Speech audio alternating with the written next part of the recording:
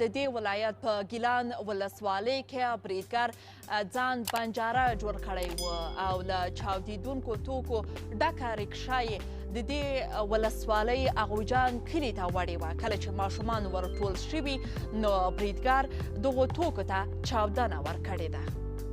چې په یو ختم کې ولسونه سره ټول شوي وو، یوې درې چرخې انفجار کړی ده چې په ترڅ کې تر اوسه پورې زموږ شاوخوا 15 ملکي هېوادوالو ته مرګ ژوبله اوښتېدلې. ډلې 15 تنه ماشومان په شهادت رسېدلي دي او 100 نور زخمیان دي. دغه هغه لومړني معلومات دي. ګیلان د غزني ولایت په 50 کیلومترۍ کې پرته یو له ناامنو ولسوالیو څخه ده. هلته په سیمه کې ځایي خبریالان وایي چې ټپیان لا مرکزي روغتون ته نه دي رسېدلي او د ځینو وضعیت نازک ښودل سوی دی. دا پیښه په داسې مهال کې کیږي چې په افغانستان کې د ملګرو ملتونو استازولي یوناما وایي چې د تاوتریخوالي اوسنۍ کچه د افغان دولت او طالبانو د سولې خبرو ته خطر دی.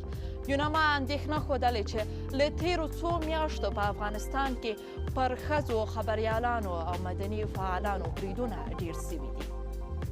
بلخوا بیا په دوحه کې د افغانستان د اسلامي جمهوریت پلاوي او د طالبانو پلاوي له 4 میاشتو خبرو او مذاکراتو وروسته د 10 ورځو لپاره دمه اعلان کړې ده.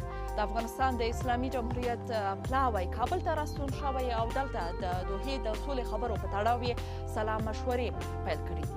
همدارنګه افغان ولسمشر محمد اشرف غني تیره پنجشنبه دا پرون کندهار ولایت ته په سفر تللی و او هلته د دیني عالمانو په یوه غونډه کې طالبانو ته یې بلنه ورکړه چې را دې شي او په کندهار کې د افغان دولت سولې خبرو ته کینی.